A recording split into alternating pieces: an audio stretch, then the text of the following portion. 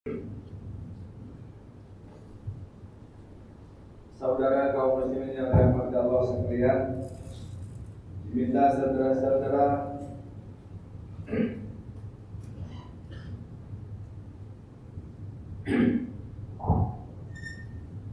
kaum muslimin yang dirahmati Allah sekalian,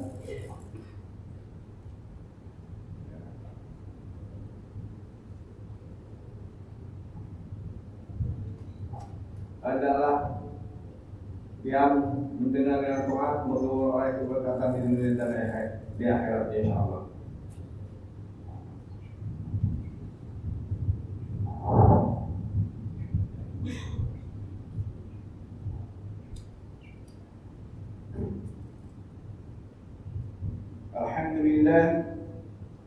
Alhamdulillahil qail wa likulli ummatin ajal fa idza jaa ajaluhum la yastakhiruna sa'atan wa la yastaqdimun.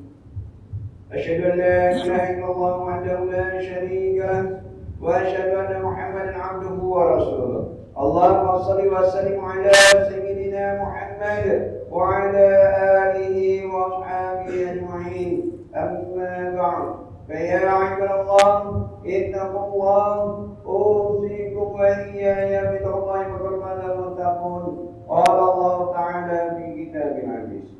Ya ayyuhalladzina amanu athi'u Allah wa athi'u ar-rasul wa ulil amri minkum. Fa in tanaza'tum fi shay'in farudduhu ila Allah war rasul in kuntum tu'minuna billahi wal yawmil akhir. Dzalika khairu wa ahsanu ta'wila. Surah An-Nisa ayat 29 yang bermaksud, wahai orang yang beriman, taatlah kamu kepada Allah dan taatlah kamu kepada Rasulullah dan kepada ulil amri, yaitu orang yang berkuasa daripada kalangan kamu. Kemudian jika kamu berbantah-bantah dan bersisa dalam sesuatu perkara, maka adalah kamu mengembalikannya kepada kitab Allah, yaitu Al-Quran dan Al-Sunnah Rasulnya, jika kamu benar-benar beriman kepada Allah dan hari akhirat. Yang demikian adalah lebih baik bagi kamu dan lebih elok pula kesudahnya. Sidang Jumat yang dirahmati Allah sekalian, marilah kita meningkatkan rasa takwa kepada Allah Subhanahu wa taala dengan bersungguh-sungguh melaksanakan segala perintahnya dan meninggalkan segala larangannya. Semoga kehidupan kita akan sentiasa diberkati dan mendapat kerahmatan dari Allah Subhanahu wa taala di dunia dan juga di akhirat. Mimbar Jumat pada hari ini akan menyentuh berkenaan tajuk indahnya husnul khatimah. Sidang Jumat yang dirahmati Allah sekalian, sebagian ahli hikmah mengatakan bahwa kematian bukanlah pengakhiran dalam kehidupan, akan tetapi ianya adalah merupakan permulaan bagi kehidupan yang lebih jauh dan luas lagi. Allah memberi ingatan kepada para hambanya bahwa setiap yang hidup dan yang bernyawa itu pasti akan merasai mati. Tiada yang kekal melainkan Allah Subhanahu wa taala. Kematian bermaksud terputusnya hubungan di antara roh dan jasad, dan ia adalah jadi permulaan untuk memasuki alam barzakh dan seterusnya memulakan perjalanan ke alam akhirat. Begitulah susunan atur kehidupan yang telah ditetapkan oleh Allah Subhanahu wa taala. Dia telah menentukan waktu lahir dan ajal manusia sejak azal lagi. Apabila sudah sampai kepada waktu ajal seseorang, ia tidak akan dapat dipercepatkan atau dilewatkan walaupun sesaat. Allah Subhanahu wa taala berfirman dalam surah Al-A'raf ayat 34 yang dibacakan pada awal khutbah tadi yang bermaksud, dan bagi tiap-tiap umat yang ada tempoh yang telah ditetapkan, maka apabila datang tempohnya tidak dapat mereka dikemudiankan walaupun sesaat pun, dan tidak pula dapat mereka didahulukan. Muslimin yang dirahmati Allah sekalian, Sebagai seorang beriman, sudah tentunya kita sentiasa berharap agar kita akan dimatikan dalam keadaan husnul khatimah. Husnul khatimah bermaksud pengakhiran yang baik dalam kehidupan manusia di atas dunia ini. Ianya adalah kematian dalam keadaan beriman dan yakin terhadap keesaan Allah Subhanahu wa taala, Tuhan yang menguasai sekalian alam. Sudah pastinya ini merupakan kematian yang ditunggu-tunggu dalam hidup kita. Apatah lagi banyak kita mendengar kisah di sekeliling kita tentang orang yang meninggal dunia dalam perjalanan pergi ke masjid, sedang tawaf mengelilingi Ka'bah. Bahkan ada yang meninggal dunia ketika sedang sujud kepada Allah Subhanahu wa taala di dalam salat. Ketahuilah, keadaan kematian kita bergantung kepada amalan yang kita lakukan sepanjang hidup di dunia. Dalam sebuah hadis yang diriwayatkan daripada Al-Imam Al-Bukhari daripada Sayyidina Sa'd bahwa Rasulullah SAW pernah bersabda yang bermaksud, sesungguhnya amalan yang setiap seseorang itu bergantung kepada pengakhirannya.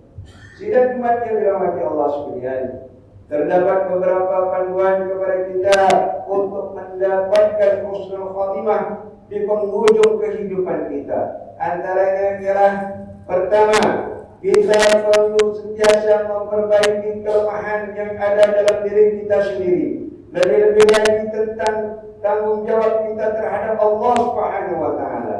Kita harus bertanya, bagaimanakah salat fardu 5 waktu yang wajib kita laksanakan? Bagaimanakah pula puasa kita dalam bulan Ramadan?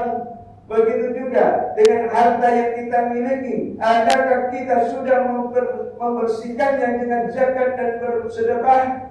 Kesemua ini akan menjadi perkara yang akan dibangkitkan dan dipersoalkan di akhirat kelak. Kedua, sentiasa memohon doa kepada Allah Subhanahu wa taala agar Allah mematikan kita pada hari dan masa yang baik, serta meninggal dunia di tempat yang mulia. Antara doa yang sebaiknya untuk kita amalkan ialah seperti doa yang sering kita baca selepas salat, yaitu daripada surah Ali Imran ayat 193. A'udzubillahi minasyaitonir rajim.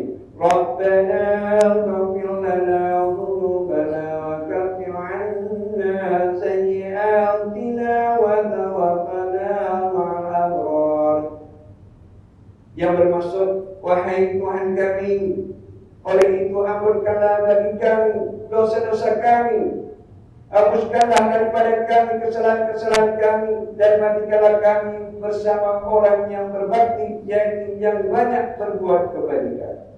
Ketiga, sentiasa berusaha memperbaiki diri, sentiasa memperbaiki diri sendiri, terutamanya hubungan kita dengan makhluk. Ini karena Allah Subhanahu wa taala akan sentiasa membuka pintu rezeki dan meluaskan lagi rahmatnya buat sesiapa yang sentiasa menjaga dan memperbaiki hubungan sesama makhluk.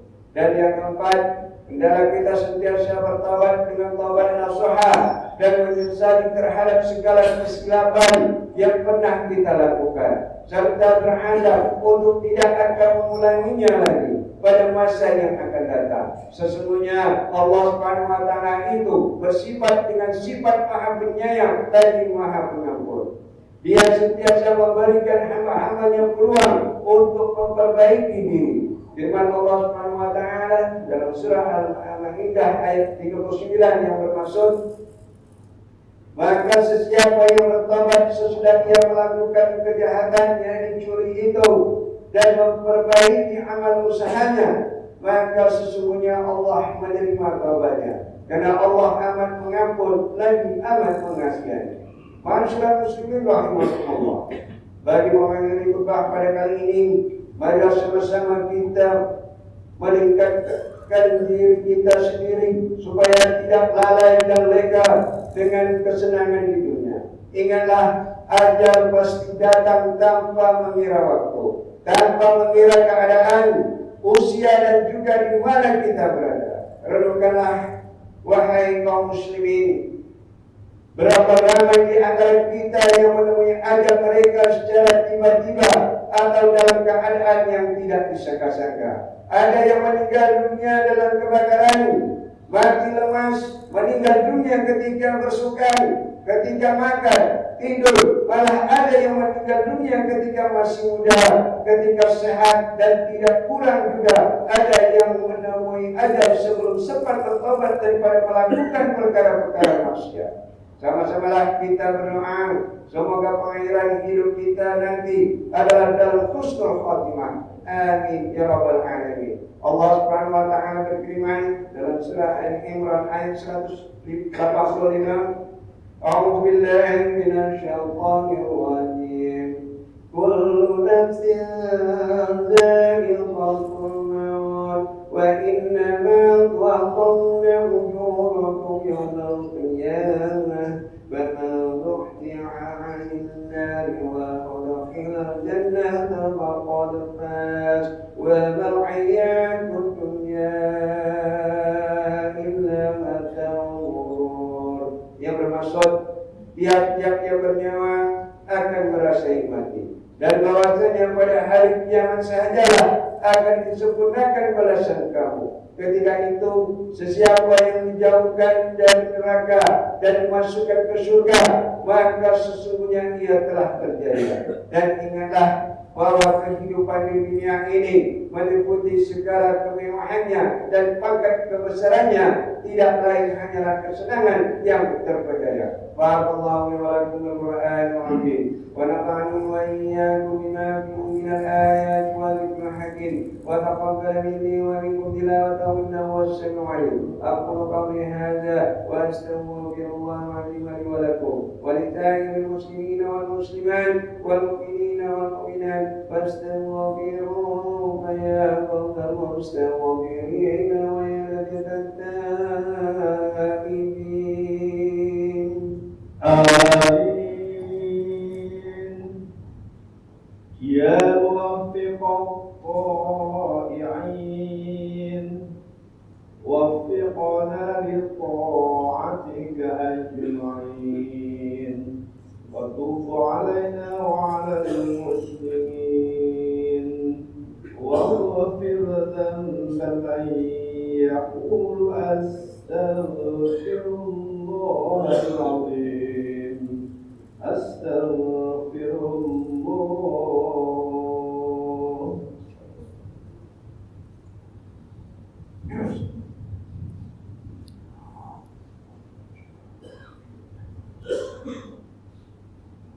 Alhamdulillah hamdan katsiran kamalan. Asyhadu an la ilaha illallah wahdahu la syarika lah, iqraran bi rububiyyatihi wa irwaman liman jahada bihi wa kabar. Wa asyhadu anna sayyidina Muhammadan sayyidul bashar. Sallallahu alaihi wa ala sayyidina Muhammad wa ala alihi wa sahbihi wa tasla ainun bi nadari wa udlam yahubar. Amma ba'du ya ibadallah, ittaqullaha bima amar wa ta'awwama nahakum anhu wa zajar. Wahai hamba Allah, ingatlah bahwa dunia ini adalah tempat tumpangan untuk sementara. Akhirat itu adalah sebenar-benar tempat yang kekal untuk selama-lamanya. Oleh itu, marilah kita bertakwa kepada Allah untuk mendapatkan kebahagiaan serta menyelamatkan diri daripada siksaan api neraka. Allah berfirman dalam surah Al-Ahzab ayat 56, Inna Allah malaikatahu yusalluna 'alan nabi ya